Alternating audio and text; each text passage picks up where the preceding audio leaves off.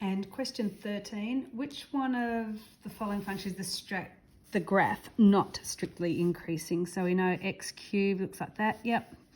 Tan x between minus pi and pi on 2, always.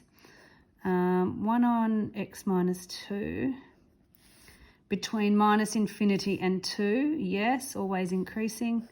1 on x minus 3 squared between minus infinity and 3, always increasing.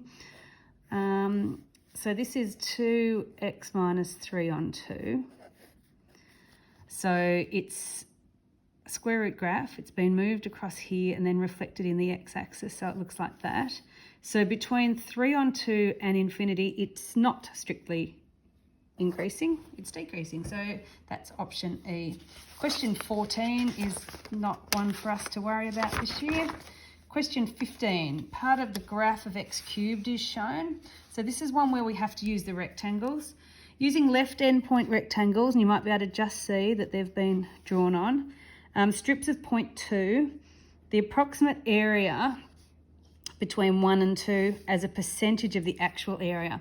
So the actual area is that, sorry, it's from 1 to 2, from 1 to 2 of x cubed dx. And that's 15 on 4. You can just get your calculator out for that one. And then we need to work out the area of each of these rectangles. Well, I know each of them is going to be 0.2 times by, and this will be the f of 1, plus 0.2 times by f of 1.2, plus 0.2 times the f of 1.4, etc. So what I can do is take out the 0.2 and then just add f of 1, f of 1.2, etc., which is what I did earlier. So you can see I defined f of x, found the exact value, and then we can find the value from the rectangles.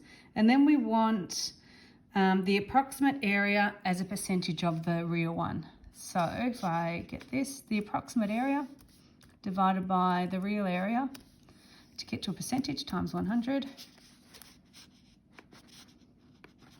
82.13%, which is option C.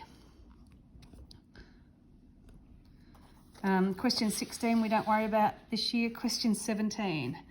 A binomial random variable has a mean of 20 and a standard deviation of 10. So we know if x is binomial, it's number of trials probability. I know that the mean is NP and the variance is NP 1 minus p, which is the square of this, which is 10. So if I solve NP equals 20, remembering to put the times between, and NP 1 minus p equals 10 for n and p, which I prepared earlier.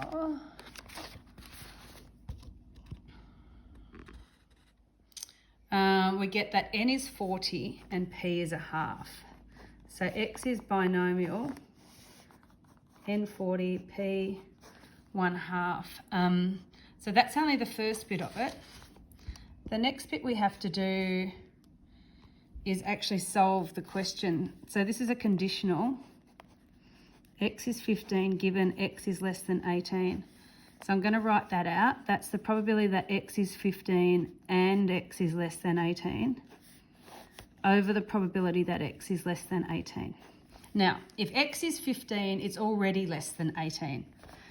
So sometimes you feel like sometimes we use the intersection, sometimes we don't, which is actually true because I can't think of a number that has to be 15 that's not less than 18. So we can simplify it like. So menu 55B, number of trials is, how many did we say? 40?